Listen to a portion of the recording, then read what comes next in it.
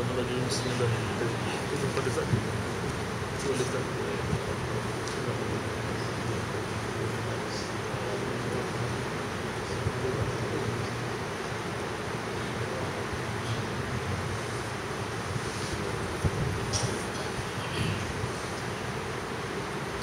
أعوذ بالله من الشيطان الرجيم. بسم الله الرحمن الرحيم.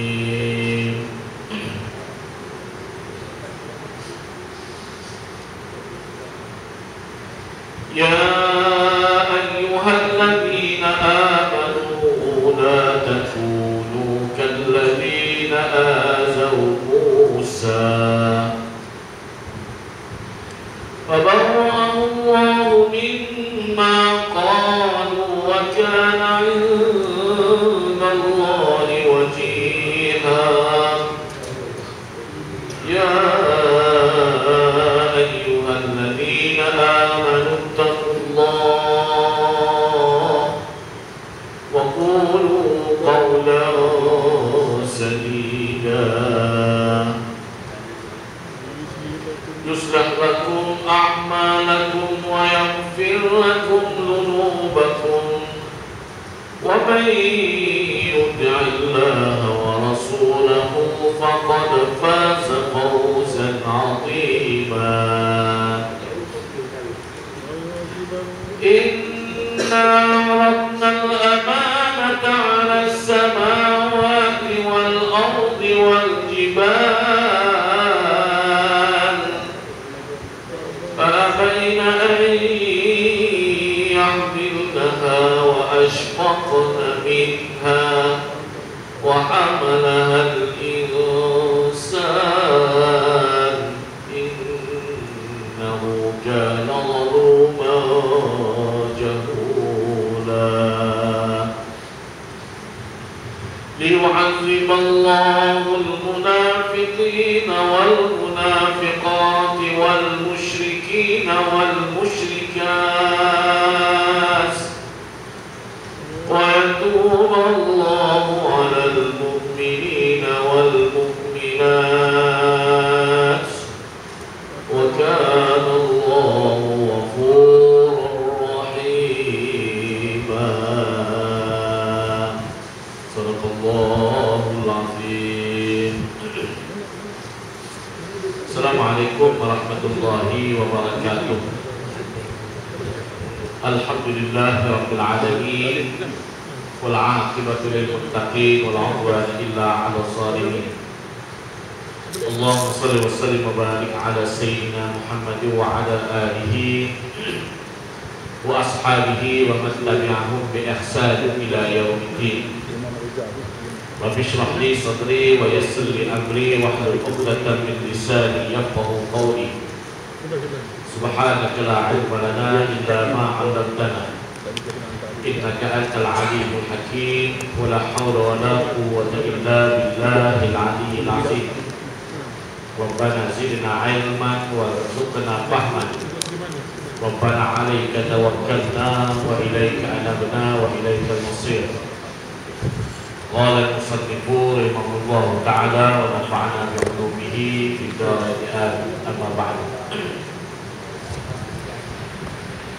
Yang dihormati Musi dari Badan Kuasa dari Imam dan Milal, tuan-tuan, puan-puan, muslimin dan muslimat, mukminin dan mukminat yang dirahmati dan dikasihi Allah sekalian. Alhamdulillah, marilah sama-sama kita bersyukur kehadirat Allah, karena Allah masih lagi memberikan kita keupayaan dan kekuatan pada malam ini untuk kita meneruskan majlis yang dirahmati oleh Allah ini, dan dapat juga kita meneruskan amalan-amalan yang menjadi suruhan Allah Subhanahu wa taala. Tentang yang dirahmati Allah sekalian,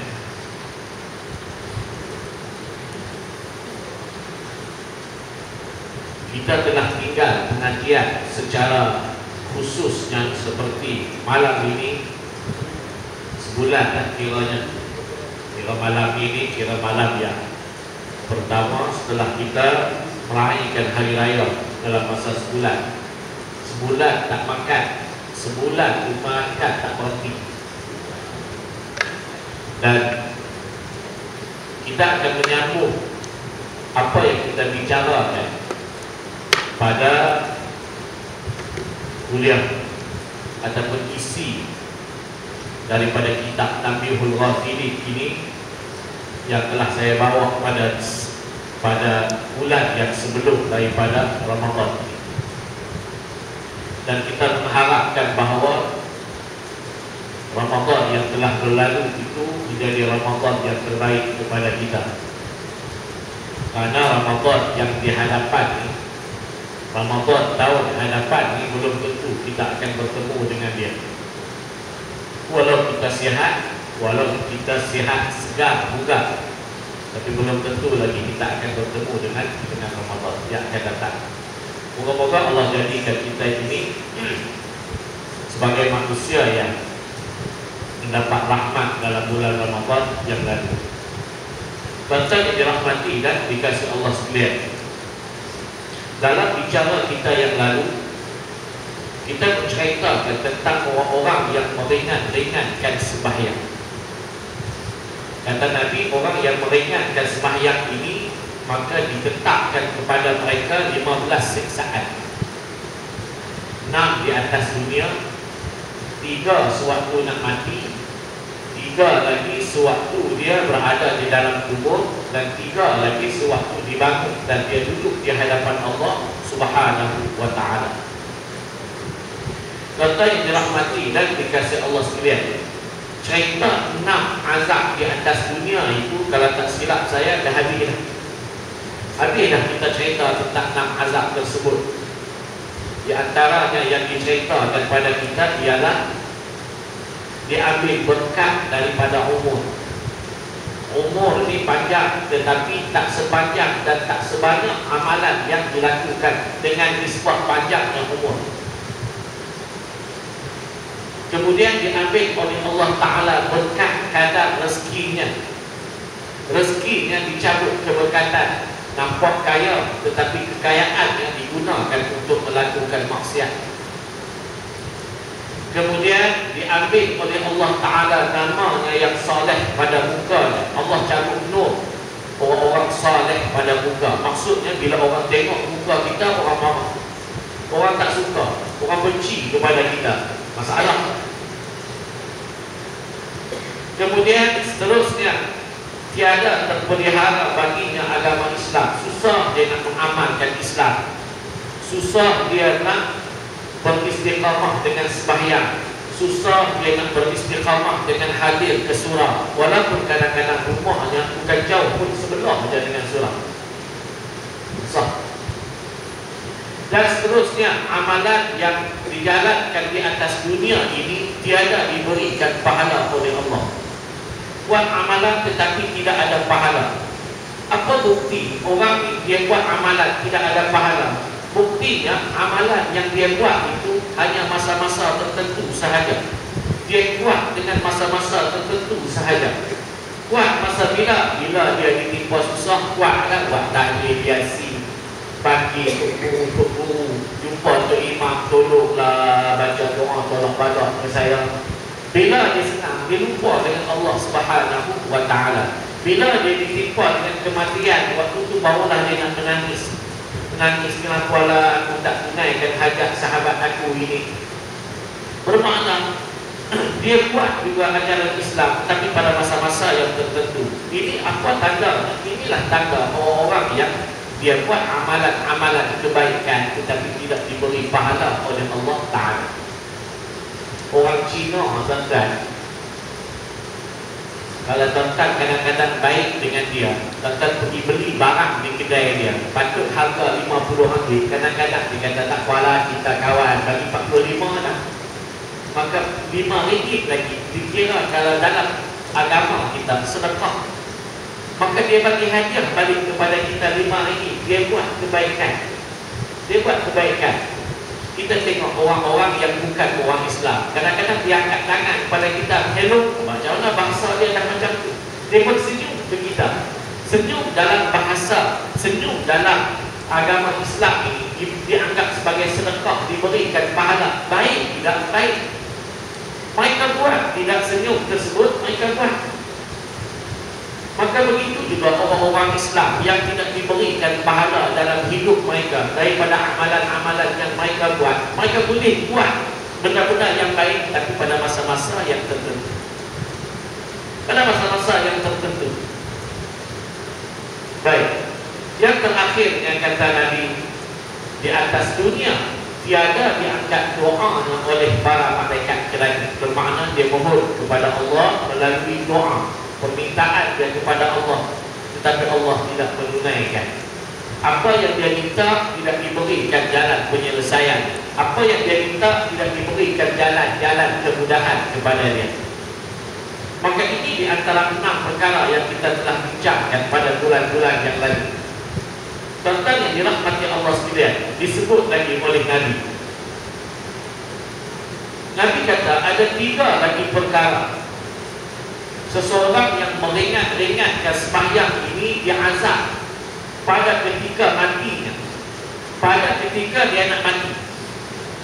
Yang pertama yang kata Nabi, dimatikannya dalam keadaan terhina. Orang ni dimatikan dalam keadaan terhina. Ini bukan mata terbeliak. Bukan mata terbeliak. Kita bila orang mati kita pergi tengok, oh mata dia terbeliak. Memang tak tahulah, hina semua. Tak tahu kata dia sakit mata. Tak tahu kata mata dia terbojol keluar kerana dia ada penyakit. Kita pun pergi tengok, tengok dulu badan dia kering, ataupun berlaku pada sesuatu yang ada pada jasad dia. Ya tuan-tuan, bukan 100% kita boleh tetapkan jasad seseorang yang mati itu kerana iman yang ada pada dia. Belum tentu. Para sahabat mati, tangan pun hilang tuan-tuan. Kerana apa? Syahid. Begitu juga dengan orang-orang yang lain di Mesir. Baru-baru ni kalau tuan-tuan tengok dalam TV, ni dikorek, ni badan itu dikorek. Ada seorang perempuan, dia dah cedera, dibawa ke hospital. Penembak tepat tembak kepala perempuan ni hancur. Tapi yang hebatnya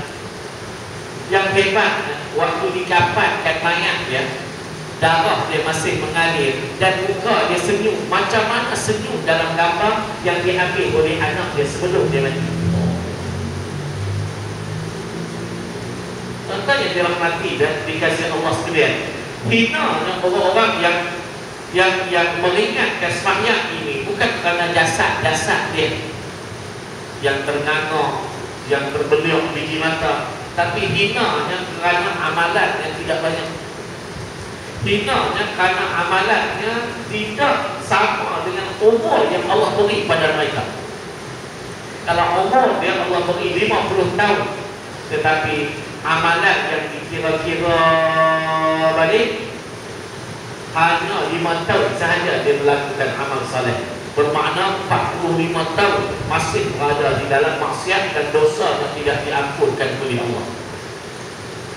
Tuan-tuan yang dirahmati dan dikasihi Allah sekalian, satu hari Imam Ghazali dia duduk dengan anak murid dia. Dan dia tanya pada anak murid dia 6 perkara. Biasanya anak murid tanya dia, dia tanya ke anak murid dia. Agak-agak tuan-tuan, kalau tu guru ditanya ke kita, kata kita je Ustaz lah, lain daripada saya lah. Main duduk kat sini, dia punya 5 minit dia tanya, bagus? Sudah. Saya ingatkan itu je lah. Sama ada Ustaz tu tak boleh hadir ataupun tuan-tuan tak hadir.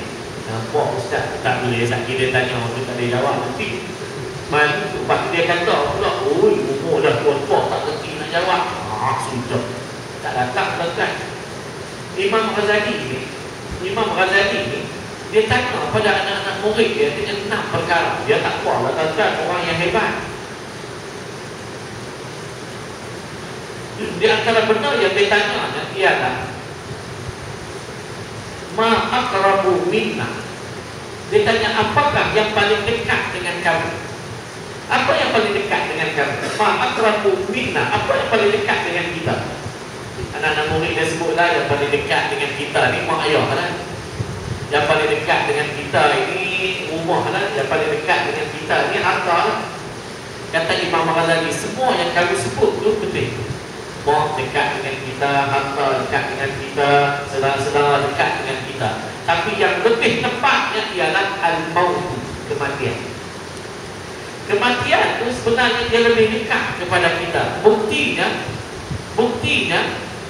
ada orang umur dia 15 tahun mati. Itu bukti dia. Kalaulah kematian jauh daripada kita, senang. Umur 70 baru mati. Kita pun tahu umur aku 70 baru mati. Dia bagi tahu umur kamu 80 baru mati. 40 tu dia ingat. Jadi pok yeyeh lagi rasanya. Silap-silap pergi daftar menyanyi di Kilauan Mas lagi rasanya. Tengok-tengok macam kena pokoknya orang SS5G contoh. Datang tengok Kilauan Mas baru-baru ni. Saya tengok tentang sekak tu. Orang Kilauan Mas ni yang umur 40 ke atas kan, 45 ke 40 ke atas kan, lebih kurang sedap. Kalau dia masuk Akademi Fantasia yang lawan dengan Maui, saya rasa Maui kalah. Oh sedap. Kalaulah kita boleh tahu umur kita tu, dia bagi tahu kalau 100 tahun mati, boleh joli kata sampai 20 tahun, 30 tahun tak. Tapi oleh kerana kematian ni, dia disebut oleh Imam Ghazali ni aqrabu minna, dia lebih dekat kepada kita kerana kita tak tahu bila kita mati. Ada orang yang lahir atas dunia 5 hari mati. Ada orang yang sakit memanjang, berapa tahun dah sakit lagi, adalah 20 tahun tak mati-mati, ada juga. Tak mati-mati, kita dah tengok, ya Allah, tak mati-matilah orang tua ni, contoh. Sihat kat anak dia, tanggung sana pergi sini, tak mati-mati. Tiba-tiba yang kawan kita ni sihat, tengok-tengoklah mati. Ini nak cerita bahawa kematian ini lebih dekat kepada kita, dan tidak ada orang yang boleh menangguhkan kematian. Hatta Nabi Muhammad sendiri pun tak mampu untuk menangguhkan kematian. Kalau Nabi Muhammad tu mampu untuk tangguhkan kematian, senang. Kita tak bergaduh hari kita kan. Negara Mesir tu tak berlaku macam tu. Contoh tengok negara Mesir ni, Allah. Kerana apa yang sedihnya? Kerana yang membunuh rakyat dia bukan orang lain, orang negara dia yang sama agama dengan dia. Yang sama agama dengan dia. Kalau tuan-tuan dengar cerita Fir'aun, tentang buka Quran, cerita Fir'aun, di antara perangai Fir'aun ni, yuzabbihuna abna'ahum wa yastahiyuna nisa'ahum. Fir'aun ni budak-budak kecil dia bunuh, orang-orang perempuan dia biarkan hidup. Scene yang berlaku di Mesir bahawa ni, Jenderal Abdul Fattah As-Sisi itu, dia bukan setakat bunuh budak-budak kecil, semua orang dia bunuh. Dengan syekh-syekh yang mengajar di Al-Azhar Mesir pun, Jamiah Azhar Mesir Azhar pun dia bunuh. Agak-agak mana tu? Fir'aun ke dia lagi? Tengok tu. Jadi kata yang dirahmati dan dikasih Allah sekalian, kalaulah kematian jauh daripada kita, maka Nabi Muhammad itu manusia yang selayaknya dihidupkan oleh Allah untuk bawa manusia di akhir zaman ini supaya tidak berbunuh-bunuhan. Tengok tu yang pertama. Yang kedua, kata tanya Imam Ghazali pada anak murid dia, ma ab'adu minna, apa yang lebih jauh daripada kita? Apa yang paling jauh daripada kita? Ma ab'adu minna, apa yang lebih jauh daripada kita? Tadi yang dekat. Maka kata anak murid dia, Mekah lah paling jauh daripada kita. Mereka waktu itu duduk di mana? Di Baghdad. Yang paling jauhnya negara-negara Nuh lah yang lain daripada kita. Yang jauhnya Mekah, Madinah. Dia kata semua yang kami jawab itu betul. Tapi yang lebih tepat, yang jauhnya ialah umur kita. Umur kita ini makin hari makin jauh, makin hari makin jauh. Cuba tuan-tuan perhati muka kita sendiri, tengok di cermin. Lepas tu ambil gambar waktu Sweet 17 dulu ni. Sweet 17.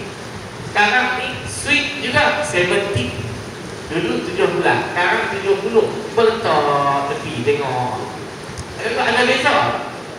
Mesti ada beza. Mesti ada beza. Kalau tak nak beza di sudut muka pun, di sudut jasad dah berbeza. Dulu sihat, tu yang buat rumah sebelah dengan KM tu minat bola. Pergi main dah minat, pergi main. Boleh cerita lagi. Oh ya, aku dulu kawan rampak minum kopi kedai mamak dengan Mokhtar Hari. Contoh. Sekarang ni boleh tengok aja di kedai jam nak pergi pun kepala lutut ni ketar. Ya tak ada buat apa lah, tak boleh tengok aja lah bola. Itu yang kadang-kadang marah tikus kerajaan tempat. Apa guna kaki bang? Oh marah kita dulu kawan Mokhtar Hari.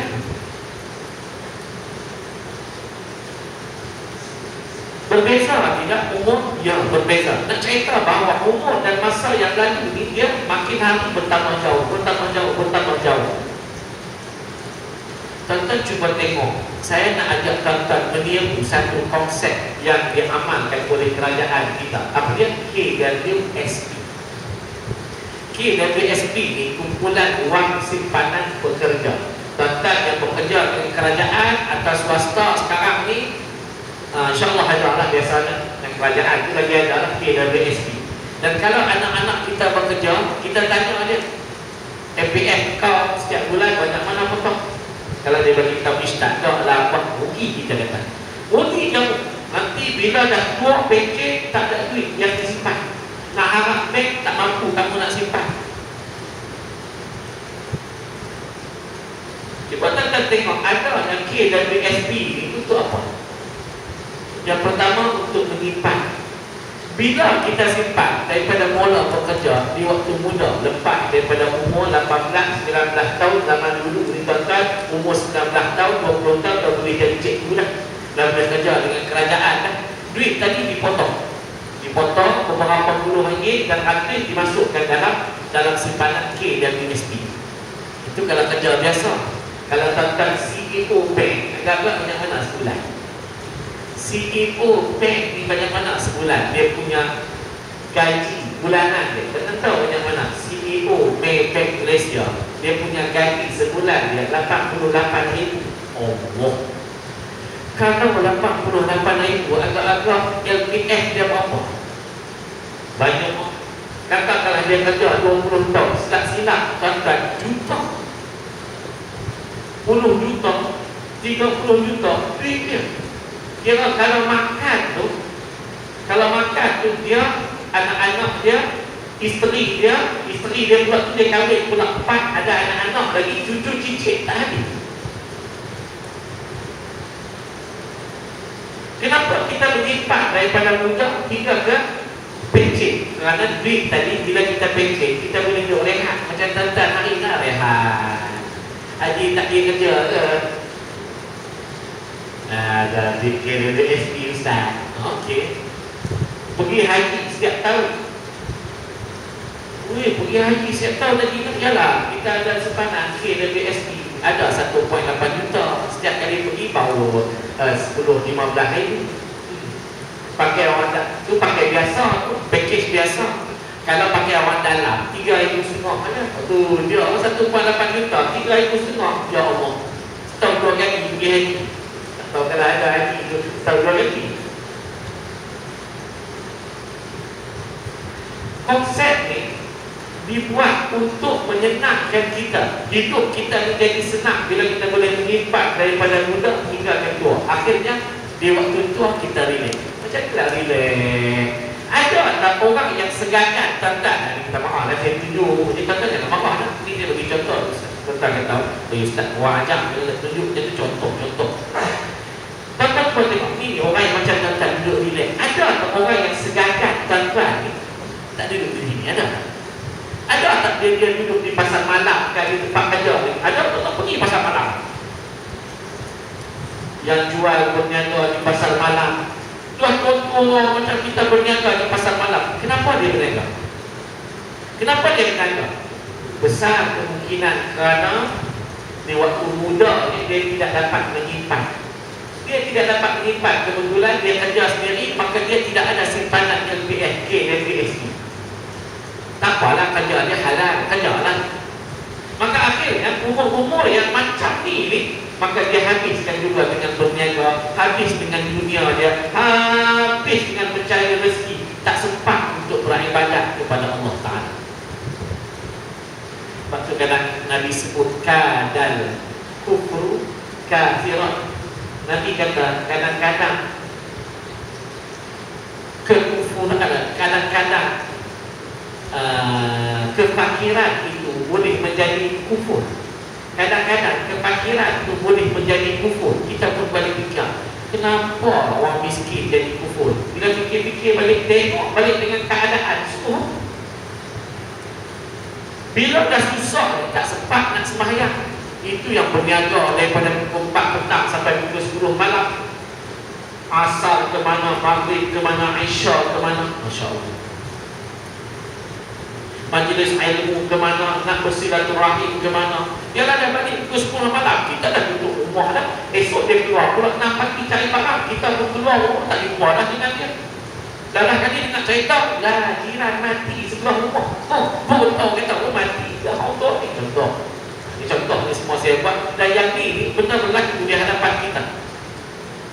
Sebab itulah bila ada konsep KWSP ni boleh menyelamatkan kita, supaya di hari tua kita boleh membelajarkan apa-apa yang pernah disimpan sewaktu kita muda.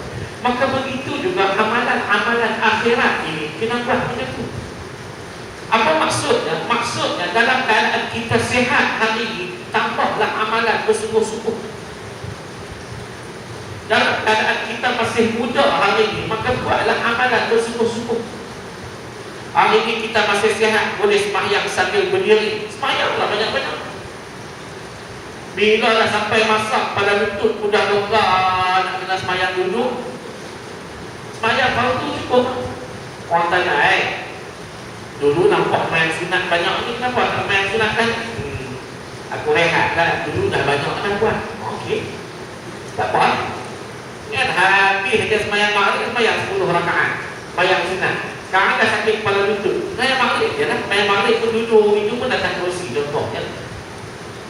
Bila orang tanya kenapa tak banyak dah sembahyang hari itu, oi, tak habis sembahyang ke sembahyang, habis sembahyang ke sembahyang. Orang nak tunggu kuliah, nak tengok awak dah sembahyang, tak habis lagi. Dia kata tak apa lah, dulu sihat kan, aku dah sakit, maka aku tak sembahyang pun tak apa, aku banyak dah aku simpan pahala. Tengok.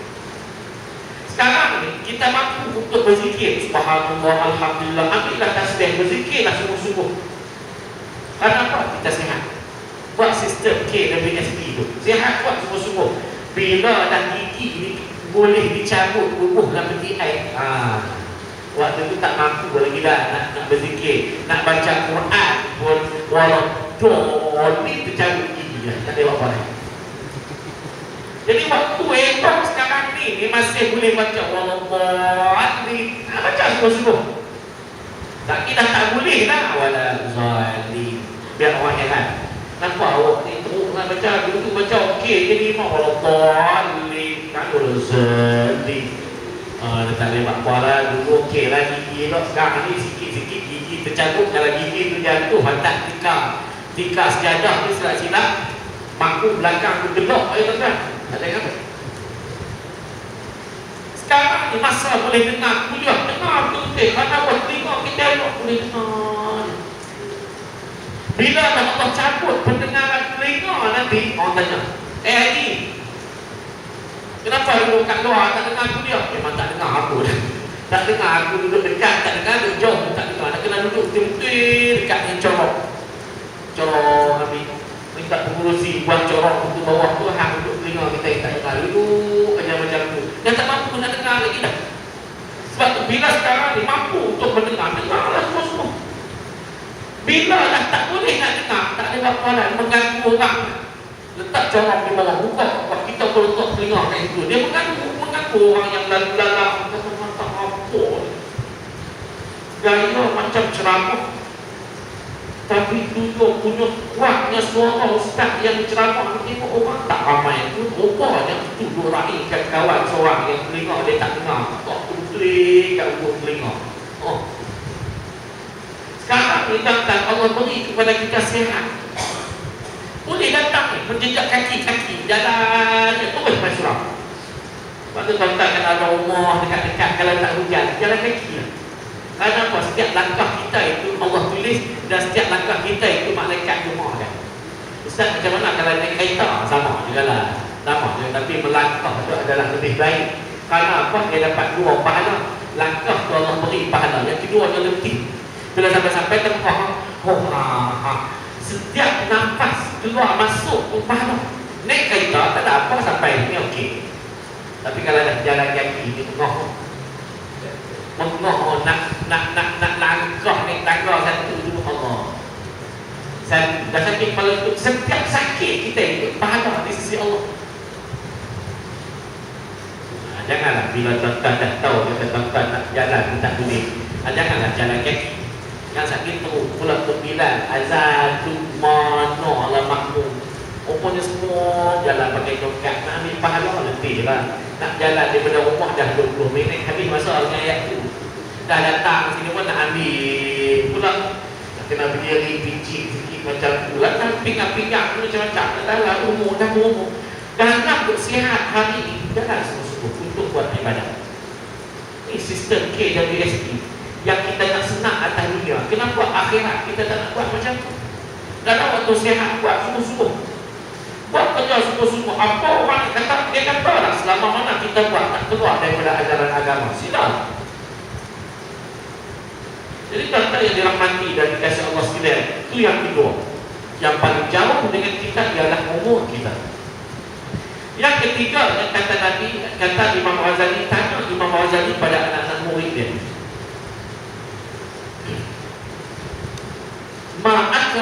ma'akbaru minna, apa yang besar dalam diri kamu? Apa benda yang besar dalam diri kita?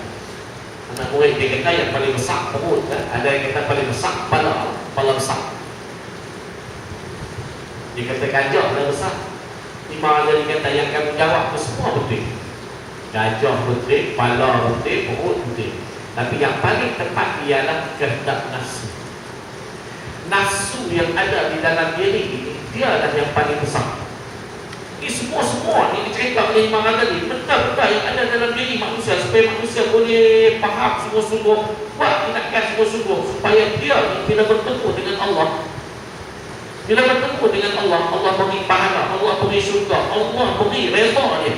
Kerana apa? Dia cuba menjadi manusia yang baik dengan dia tahu apa benda kesilapan yang ada di dalam diri. Nafsu ini paling besar. Bukti dia Ramadan baru ni lah. Tuan-tuan sendiri lah, kita sendiri pergi pasar Ramadan tu, apa yang kita tak beli? Pergi gerai ada 100, hari pertama 10 gerai, semua ni kita beli. Habis agak-agak berapa ringgit? 50 ringgit. Ya kan, 50 ringgit barang yang kita beli tu, 50 ringgit tu kita makan semua. Ya kan, kita makan semua, silap-silap air bulan kita makan 5 ringgit. Kita beli 50, kita makan nilai, kita makan 5 ringgit je. Bermakna mana pergi 45 ringgit lagi masuk tong sampah. Masuk tong sampah. Kalau lah tuan-tuan tengok betul-betul lah Ramadan, memang Allah bagi rezeki yang cukup murah. Tapi bila manusia ni dia tidak memahami agama, tak nak belajar ilmu, tak nak hadir ke surau untuk mendengar kuliah, tak nak mendengar ilmu daripada CD, kaset-kaset daripada ustaz-ustaz yang elok kuliahnya dan ada isinya, maka akhirnya Ramadan tu menyusahkan hidup dia. Sedangkan Ramadan ni menyenangkan hidup kita. Buka puasa, surau buat buka puasa hari setiap hari kan? Setiap hari. Adakah buka puasa yang kita duk buka tu semuanya tak pernah habis? Semuanya habis. Dah, mesti ada berbaki. Ada pula moral. Dan silap-silap ada masjid dan surau yang ada kan sahur setiap pagi. Kita ada sahur je. Tak ada lah. Ada masjid-masjid di Shah Alam, dia sahur daripada hari pertama sampai malam. malam yang terakhir sebelum hari raya. Ada sebuah masjid saya pergi berqiyamul lail di situ. Hai, orang yang datang qiyamul lail pun apa itu tak macam sembahyang Jumaat. Sebab apa? Dia punya umpan dia start. Umpan sahur tu Masya Allah. Tuan-tuan tahu apa dia? Nasi putih. Nasi putih dia. Tapi dia punya lauk dia ikan siakap bakar cicah dengan air asam. Ada pula buah petai. Allah tuan-tuan. 4 pinggan. Saya ada 4 pinggan. Habis kuliah subuh saya tanya kat pengurusi, minggu depan ada lagi kosong. Dia tak ada apa Ustaz, saya nak bagi waktu yang mulai sekali. Makan sebab dia kata malam ni pagi Ustaz ikan siakap, pagi besok ikan merah, pagi besok ikan apa, ikan jenis mahal-mahal itulah yang sekilo 20-30 hari. Kata dunia. Saya kata kalau tahun depan ni cuba buat ikan jual seekor besar dengan perempuan. Hai, kalau kita fikir balik-balik, memang tak payah belanja. Memang tak payah belanja. Masjid banyak duit, orang bagi duit, surau banyak duit, orang bagi duit untuk bersedekah. Masjid buat sedekah dengan belanja, beri makan, buka puasa, sahurnya. Tapi ada di kalangan manusia, bila Ramadan aja menyusahkan hidup dia. Belanja dia patut 1 hari, 30 hari menjadi 60 hari. Dia kata susah nak kena beli barang. Lepas tu kita tengok bulan Ramadan. Sebelum Ramadan hari yang pertama dan kedua, apa yang berlaku? Penuh orang di pasar tadi. Dia lebih kurang macam hari raya, 2 hari sebelum raya. Tuan-tuan nak pergi cari daging pukul 12 tengah hari, tak ada lah. Tak ada lah hari. Nak tunggu hari raya. Ni nak raya haji, nak raya korban. Raya korban tu hari pertama raya korban baru sembelih lembu ataupun cari binatang korban. Kalau tuan-tuan jual daging 2 hari sebelum tu pun habis. Yang kita heran kita.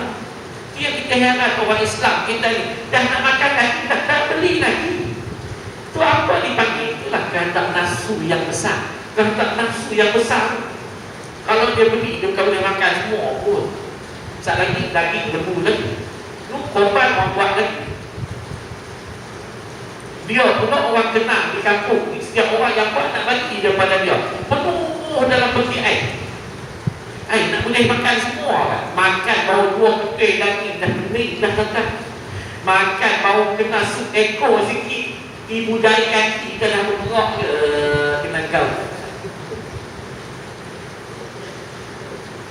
Tapi kenapa yang tak kira nak beli juga penuh peti air. Tu kehendak nafsu yang besar. Ini termasuklah muslimah di atas ni lagi besar.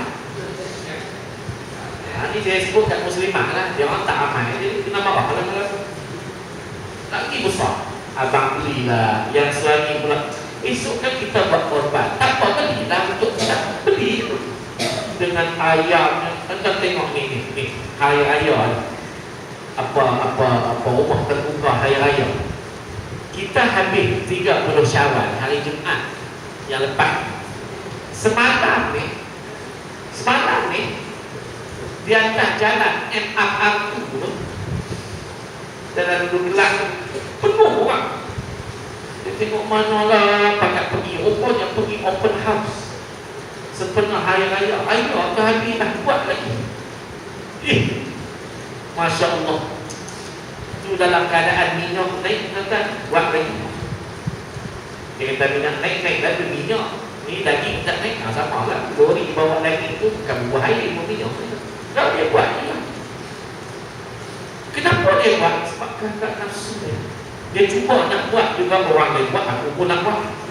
Sepatutnya kita jangan tiru perangai orang. Ikut agama. Orang buat, kita tak nak buat, tak payah buat. Sebab tu kalau tuan-tuan nak buat, cari jalan yang terbaik. Kata Nabi, man at-tafakkur fil akhirah yurisul hikmah. Nabi kata orang-orang yang menggunakan akal dia berfikir untuk akhirat, maka Nabi kata Allah wariskan pada dia ilmu hikmah. Maksudnya orang-orang yang sentiasa menggunakan akal dia nak cari pahala. nak cari pahala, buat apa pun kira nak cari pahala, duduk saja nak pahala makan, nak pahala nak belanja, nak pahala, bukan sembahyang haji kan, bukan sembahyang puasa zakat haji, pahala apa pun nak cari pahala.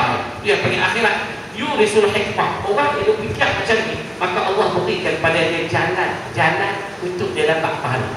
Hikmah ni maksudnya Allah beri jalan-jalan pada dia untuk dapat pahala. Patutnya kita boleh buat open house. Cuba tuan-tuan buat open house. Tuan-tuan jangan panggil kawan-kawan tuan-tuan, cukuplah hanya panggil jiran sebelah-sebelah rumah. Tak payah panggil kawan-kawan yang memang sedia ada hartanya, sedia ada kekayaannya. Tuan-tuan panggillah yang pertama orang-orang susah. Tuan-tuan panggillah anak-anak fakir dan miskin yang yatim. Tuan-tuan panggillah anak-anak yang hafal Quran. Kerana apa? Kerana orang-orang yang sebegini, doa mereka Allah terima. Orang susah, doa mereka Allah terima. Saya duduk di Kampung Pandan. Orang tu bagi barang macam sekarang tuan-tuan tu bagi-bagi yang dori saya main sesat 5 kali 2 hari lepas. Hari Sabtu datang, hari ni pun datang tak jumpa. Harap-harap dia datang tak malam ni, pagi esok lah ambil barang yang tuan-tuan bagi. Ada orang ni dia bagi ke saya barang-barang makanan. Barang makanan saya tak bagilah dori bawa, saya kena bawa sendiri. Kadang-kadang dia bagi tu tuan-tuan biskut tu berpinti. Saya kata takkan tak tanggung dalam bag. Orang kata kawan ni lari daripada rumah apa. Maka apa saya nak buat? Saya ambil barang tu, saya bagi pada orang-orang susah. Di antara orang-orang susah yang berpusing di Kampung Pandan tu ialah orang-orang Rohingya. Orang-orang Rohingya, perempuan, mereka pakai tudung tutup aurat dan bawa anak kecil yang minta sedekah. Seronok yang kita bagi sedekah ke mereka. Yang saya nak cerita kat tuan-tuan, bila kita bagi satu tip, Masya Allah, tuan-tuan boleh tengok reaksi dia. Apa reaksi dia? Dia angkat tangan berdoa. Dia angkat tangan tu berdoa. Malah kita angkat tangan, kita berdoa dan dia doa, kita pun nangis. Kita dekat 5 minit. Dia berdoa tu tuan-tuan setengah jam. Dia tak lihat saya dah dia berdoa, kita pun nangis. 5 minit mana nak larat doa tu kan. Letak jadi masuk mandi, bayang doa, keluar tu doa lagi. Bangsa dia. Sampai dia kata, cukuplah saya nak keluar dia. Sampai dia kata cukup, baru dia letak tangan. Dia berdoa tu tuan-tuan, Allah terima. Kenapa? Dia susah. Dia bukan ada dosa di sudut harta. Kita ada dosa di sudut mencari harta dan rezeki. Mungkin ada yang halal dan tidak. Dia tak. Dia susah. Dia miskin di sudut dunia. Dia minta pada Allah Ta'ala bagi khusus untuk kita yang tu yang terbaik. Kita panggil anak-anak yatim. Anak-anak yatim panggil anak-anak yatim yang hafal Al-Quran. Allah hebat tuan-tuan. Anak saya ada seorang saya hantar pergi hafal Quran. Yuran kena bayar 150 ringgit sebulan. Saya hantar. Tapi yang dikatakan rezeki anak-anak tahfiz ni, saya tak payah bayar yuran. Ada je orang datang bagi duit ke dia kena duit bayar yuran. Senang. Bila saya pergi pada dia, abang nak belanja tak? Dia kata tak payahlah abang. Sebab tak naklah dengan cukuplah dengan makan yang ada, tak payahlah susah-susah ni benda-benda dunia ni, biarlah saya nak hafal Quran. Oh, kata tu dia anak-anak jawab yang dia buat ni kan. Kalau lah isteri kita dia jawab ni, abang tak payah beli apa-apa, kita makan kat surau je lah. Kalau ada kita makan, tak ada ayat paik besi pun jadilah, paik besi kolak pun jadilah. Senang kita kata. Kalau lah ni suami-suami kita dijawab, aku ni lega lah, tak isap rokok dah sekarang. Jadi duit ni aku beli makan cincin mak. Seronok kita. Seronok kita. Dah suami kita dah tak isap dah curut yang panjang. Curut panjang tu satu batang 8 hari setengah. Bila dia isap, dia alih belah kiri, kena kawan. Pakai duit isteri lah, nak kena belanja isteri. Dulu kerja kerajaan, kita kerja swasta, kurang dah sikit. Isteri tak ada nak belanja, malah dia nak pergi rantai pun tak mau dah. Tiba-tiba suami kita tak kuala, abang tak isak lagi lah. Okok ni dan nanti awak ni kumpul kita pergi umrah. Oh, seronok. Jadi tuan-tuan yang dirahmati dan dikasihi Allah sekalian, itu yang dikatakan nafsu besar dalam diri kita. Kemudian kata Imam Ghazali lagi. Imam Ghazali tanya lagi, ma asqalu minna, apa yang paling berat dalam diri kamu? Dalam diri kita ni apa paling berat? Anak murid dia jawab batu lah paling berat. Dia kita betul batu, tapi yang paling berat ialah amanah. Amanah ada dua kata ulama. Yang pertama amanah dengan manusia. Amanah dengan manusia. Manusia percaya pada kita, jagalah amanah dia. Tapi kita ni dia ada satu ayat yang tak boleh jaga amanah. Ayat misi. Ayat misi.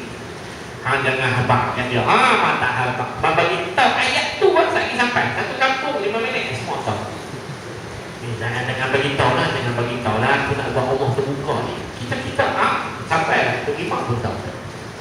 Tapi kalau ayat tu tak ada bagi tahu macam tu, tak ada masalah. Tapi ayat tu bagi jangan bagi tahu. Sebab tu kuliah maghrib kita kata, kenapa kena buat macam tu? Ada kuliah maghrib. InsyaAllah pakai datang. InsyaAllah pakai datang. Tapi datang umur buat kuliah maghrib dia tak main. Cuba bisik. Kuliah maghrib Ustaz main. InsyaAllah orang aman. Aman insyaAllah. Cuba try buat. Tengok tak main tu. Tengok tak datang suruh dia kata kenapa bisik. Cakap dah diutik. Amanah dengan manusia. Yang kedua adalah amanah dengan Allah Ta'ala. Tuan-tuan tahu tak kita ni, setiap hari kita sembahyang, kita ada satu janji dengan Allah dalam doa apa? Iftitah. Inna salati wa nusuki, itu janji itu. Wa mahyaya wa mamati lillahi rabbil alamin. Sembahyangku, ibadatku, hidupku, matiku hanya padamu ya Allah. Kita berjanji. Tiba-tiba kita hidup atas dunia, waktu sembahyang saja kita taat pada Allah. Keluar daripada sembahyang kita derhaka pada Allah. Kita lupa pada Allah. Sebab kita berjanji, sungguhlah kata saya akan buat baik, keluar dari jahat. Berjanji sungguh-sungguh. Contohnya kita nak ditangkap pada hisap dagang, berjanji, saya akan buat baik. InsyaAllah tak akan buat jahat, tak akan hisap dah dagang. Keluar seminggu, tiba-tiba minggu depan kita tangkap. Saya kata dah janji dah hari itu. Kita melanggar amanah. Ingat, janji dengan Allah Ta'ala kalau tak selesai neraka. Janji dengan manusia kalau tak selesai menjadi munafik. Munafik, orang yang berjanji tak tunaikan janji, maka dia menjadi munafik. Orang munafik di akhirat duduk dalam neraka yang paling ke bawah. Fitarkin asfali minan nar, duduk di dalam api neraka. Kemudian yang kelima, Imam Ghazali tanya pada anak muridnya, ma akhaffu minna, apa yang paling ringan? Yang paling ringan dalam hidup kita ni apa? Kapas, kapas lah paling ringan. Tuan-tuan beli kapas sekilo, ya Allah. Tuan-tuan tahu apa tu?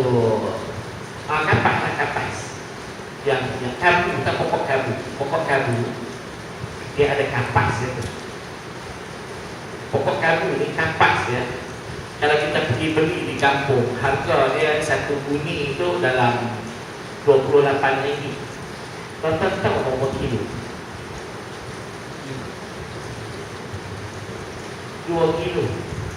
Satu buni itu tak sampai 2 kilo. Tengok, ya Allah. Tengok timbang-timbang rupanya bawa 2 kilo, 28 ringgit. Saya pernah pergi berjalan makan mie lah di negara Iraq. Saya special sikit dapat nama saya naik di dua universiti, satu di Jordan, satu di Iraq. Di Iraq dia dapat sponsor Syahid apa? Syahid Al-Ghazi, Saddam Hussein. Saddam Hussein dapat sponsor dia. Tapi saya tak belajar di Iraq, saya belajar di Jordan. Di Iraq tu, kalau tuan-tuan pergi di kedai barang dia, satu benda yang dia tak jual ialah garam. Dia tak jual macam kita garam, dia tak jual di kedai-kedai. Nak beli garam, kena pergi pasar tani ni. Dan di pasar tani pula, dia jual garam, dia tak jual sekilo, dia jual seguni. Dia jual seguni.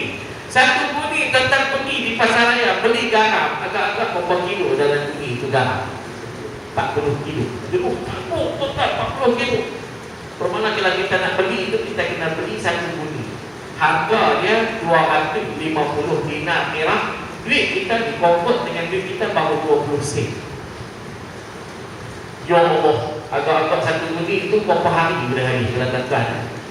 Kalau boleh habis dalam masa 2 hari, gereti rusak mati. Darah tinggi. Darah tinggi. Oh, garam dia tanda, garam kasar lagi dah pasir. Di rumah saya tak pakai garam halus, saya pakai garam kasar. Garam kasar bahan kimia letak banyak. Sebab bila kita masak dia sedap. Hari dia cerita lah, muslimat dia tahu lah. Yang tak tahu yang kita. Kadang-kadang rasa makanan hari-hari ini kenapa yang sedap pula masak?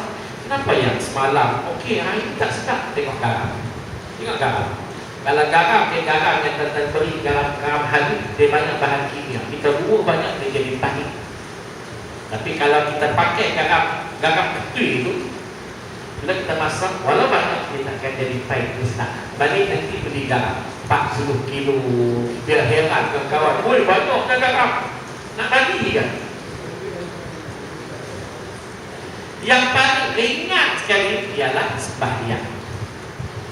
Sembahyanglah Imam Ghazali kata yang paling ringan. Kenapa sembahyang paling ringan? Tentang bawa apa datang sembahyang? Bawa apa datang sembahyang? Baju dengan kain berikat dengan lebat tentang ditimbang berapa kilo? Berapa kilo? Sekilo tak apa. Sekilo lebih tambah. Sekilo. Baju kita kalau kita pergi dobi bawa 7 helai bawa sekilo. Kilo. Baju aplikan lepas ditimbang. Ingat dalam sekilo setengah lah cuma tak sampai sekilo saja. Ringan dan benda yang kita bawa. Tapi berapa orang yang boleh sembahyang? Dan sembahyang ni nak kena lari. Tak payah berdiri, atau duduk, atau bersila, atau bari je. Tapi walau macam tu punya senang, orang tak pergi sembahyang. Kita boleh pergi bekerja. Kerja duduk di pejabat dengan pening-pening kepala memikirkan masalah-masalah di tempat kerja. Tapi datang ke masjid, tak fikir masalah apa. Ni tak datang panggilan ilmu barang, tak fikir masalah apa. Tak fikir apa dia duduk kena kelena, tak fikir apa. Tapi di pejabat, pernah tak kita kelena? Tak sempat kadang-kadang masa, loh, pukul 4 dah. Bos nak tanya lagi pasal berapa ramai orang yang pergi sembahyang Jumaat punya lah ringan duduk tidur bawah aircon tu lah. Punya ringan. Tapi berapa ramai benda yang ringan kita boleh gunakan dengan kehendak Allah? Tak ramai. Sebab tu lah yang paling ringan ramai orang yang meninggalkan sembahyang. Dan yang terakhirnya kata tanya Imam Ghazali apa yang paling tajam? Yang paling tajam kata Imam Ghazali ialah lisan. Apa dia lisan? Lidah kita. Lidah kita tajam bukan kerana kita berkata-kata sahaja, bukan kita bercakap, tapi ada dua benda yang boleh kita buat dengan menggunakan lidah yang tajam ini mendatangkan pahala. Yang pertama berzikir. Berzikir pula kata ulama ada dua amalan yang bila kita buat tak payah fikir tentang makna dan tak payah pejam-pejam mata, semua saja dapat pahala. Yang pertama salawat ke atas Nabi. Allahumma salli ala Muhammad. Tak payah pejam-pejam mata. Allahumma salli ala Muhammad. Tak payah. Sambil tengok TV pun Allahumma salli ala Muhammad, pahala. Yang pertama. Yang kedua, yang baca Quran. Baca Quran. Baca Quran ni tak payah nak pejam-pejam mata, nak ingat-ingat nak ingat-ingat dia punya makna. Alif Lam Mim. Zalikal kitabu la raiba fihi. Dah jadi betul itu ayat itu. Susah. Baca Al-Quran ada pahala. Boleh tak tuan-tuan baca Quran? Mampu kan nak baca Quran? Tak mampu. Bila tak mampu baca Quran, ada satu benda yang disebut oleh ulama yang boleh dapat pahala yang seperti membaca Al-Quran. Bagaimana? Kita menyebut isi-isi Quran dalam percakapan harian kita. Nak sebut isi Quran dalam percakapan harian, paling mudah nama orang. Paling mudah nama orang. Nama kawan tu Rahman. Jangan panggil Man, panggil Rahman. Sebab kata Ar-Rahman ayat Quran. Dapat tak pahala? Dapat 4 pahala. Ra satu, ha satu, mim satu, nun satu. Jangan pakai mat. Dan tentu dalam bahasa Arab apa makna mat? Mat ni maksudnya siapa? Tentu kalau pergi kat tok Arab, oi mat, dia mesti tanya, siapa? Siapa? Siapa? Siapa? Mat. Pakai Rahman, elok. Perkataan mansur dalam Al-Quran ada disebut mansurun. Jangan pakai kawan kita nama dia mansur. Jangan pakai cok. Cok dalam Al-Quran. Cok. Tak ada. Al-Quran tak ada. Cok tak ada. Nama kawan cantik Ismail ada tak dalam Quran? Dah kini panggil apa? Mengeh. Tak ada. Al-Quran tak ada bunyi. Bebek panggil Ismail. Kenapa? Kita dah menyebut ayat-ayat Quran. Alif satu, sin satu, mim, alif, ain, jalam. Dapat tak pahala? Dapat. Nama kawan itu Ibrahim panggil apa? Bakir.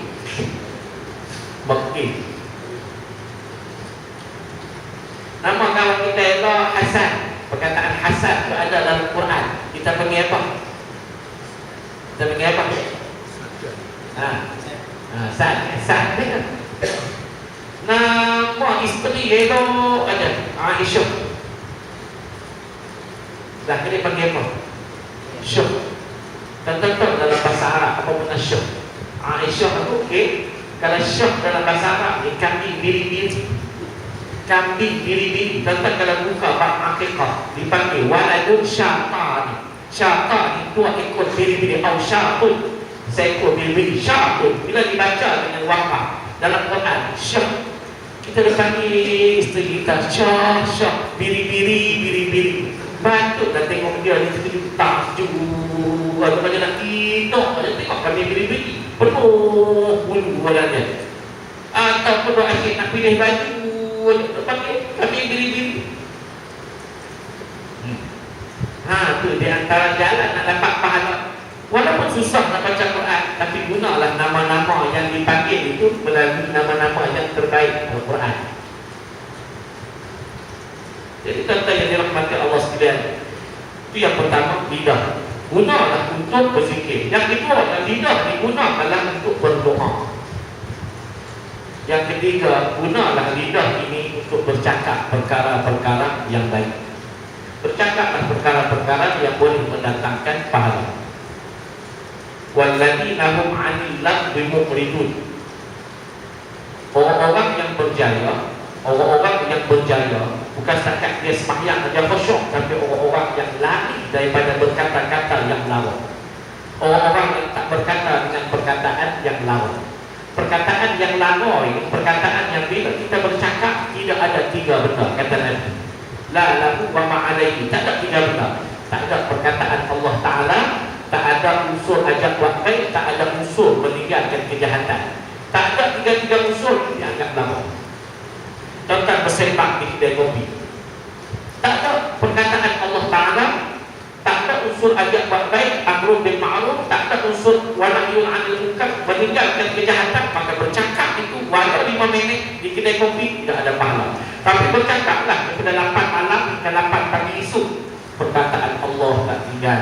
Ajak orang buat baik, ajak meninggalkan kejahatan, pahala berganda-ganda. Itu nanti esok. Jadi kata yang dirahmati Allah sekalian, nanti kita sambung lagi lah perbahasan kita lah bulan hadapan yang baik daripada Allah, yang kurang daripada kelemahan saya sendiri. Kalau ada perkataan atau berdua contoh atau sikap-sikap saya, akhlak saya yang tuan-tuan tak senang, minta maaf banyak-banyak. Yang tu hanya sekadar contoh-contoh yang saya boleh buat lah. Dan terima kasih banyak-banyak. Dan kalau tuan-tuan, saya jemput dah tuan-tuan raya haji nanti, raya yang kedua, surau saya buat korban. Jadi tuan-tuan saya jemput dah. Lembu je. Kambing tak ada lagi lah, unta lagi jauh lah. Jadi tuan-tuan saya jemput dah tuan-tuan yang senang, pergilah di Perlis. Nak pergi di Perlis ni, kalau setakat 2-3 keluarga tidur ke rumah dia.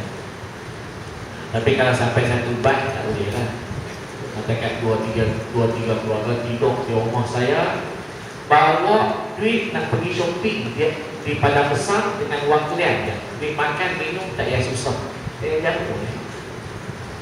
Saya jamu, saya pun ada ayat baik besi, ayat hujan pun banyak. Ini kan jadi sehati. Berat pun banyak. Adalah kita makan lah. Tentang anda bawa duit pergi shopping. Nak pergi shopping ni tak kurang daripada 1,000 ringgit kena bawa. Oi, jangan main badan besar ni. Kalau harga barang tu 5 ringgit, pergi wang kedai harga 3 ringgit, tak kena kepala. Dah nak beli dah kat padang besar, pergi wang kedai beli 2 ringgit. Lagi dia kata, jom kita masuk siap. Masuk siap, yang 5 ringgit padang besar ni siap jadi sanggit semua, beli lagi. Kawan saya daripada Sabah, dia kata aku ni yang tak nak bawa isteri. Dia kata anak tak nak bawa isteri, macam ni lelaki yang tak nak datang. Bila datang dia 2 kali pergi wang kedai. Barang tu nak bawa dengan kapal terbang balik Sabah, macam mana buat? Dia kata tak tahulah pakai, kalau dia orang kurang tolong ikan di ekor kapal terbang tu beli ni. Bukan beli apa pun, beli bunga. Dia kata bunga ni di Sabah mahal. Dia tanya berapa duit? Beli di wang kedai 10 ringgit, beli di Sabah 11 ringgit setengah, beli di wang kedai. Oh kan, jadi sampai nak pergi pelik, makan minum, nak tidur di rumah saya. Saya yang waktu saya ada di rumah lah, ya hari ini insyaAllah saya ada di rumah. Cuma bawa pergi belanja lah nak. Di belanja nak beli periuk, pinggan, nak tanggung kawah, cap boya lah semua. Yang tu kena bawa pergi. Tak kurang daripada 1,000 nak agak lah dia tahan. Dia buat dia nak beli pun, wallahualam. Tamahnya lah, insyaAllah kita jumpa lagi. Terima kasih kepada tuan-tuan yang berikan baju pada surau saya. Moga-moga saya bagi jual nanti dan duit itu niatkan sebagai wakaf untuk surau saya. Wallahualam. Wa billahi hidayah wa taufiq. Wassalamualaikum warahmatullahi wabarakatuh. A'udzu billahi minasyaitonir rajim. Bismillahirrahmanirrahim. Allahumma rzuqna fahman nabiyyin wa hifdzal mursalin wa ilhaman malaikatul muqarrabin fi 'afiyati ya arhamar rahimin. Allahumma rzuqna fahman nabiyyin wa hifdzal mursalin wa ilhaman malaikatul muqarrabin fi 'afiyati ya arhamar rahimin. Walhamdulillahi rabbil alamin. Subhanallah.